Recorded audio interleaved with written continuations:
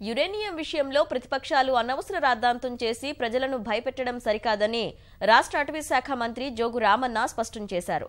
స్థానిక ప్రజల అనుమతితోనే తుది నిర్ణయం ఉంటుందని పేర్కొన్నారు. నాగర్ కర్నూలు జిల్లా అచ్చంపేట నియోజకవర్గంలో మన్నన్నూర్, అమ్రాబాద్లో పలు అభివృద్ధి పనులకు శంకుస్థాపన చేశారు.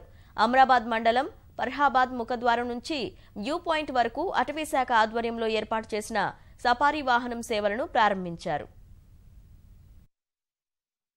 అడిగినప్పుడు యురేనియం తీయటానికి కాదు, ఓన్లీ ఉందా లేదని చెప్పి బయట తెలుసుకోవడానికి కొరకే మేము ఇక్కడ రాష్ట్ర ప్రభుత్వాన్ని అడిగినప్పుడు రొటీన్లో పంపుతూ ఉంటాం.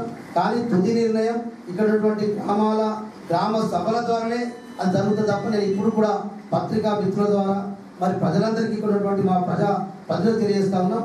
మీరు అనుమతులు ఇస్తే తప్ప మీ గ్రామ పంచాయతీల గ్రామ సభల యొక్క ఆమోదం ఉంటే తప్ప అది జరగదని చెప్పి కూడా నేను గతంలో కూడా చెప్పాను.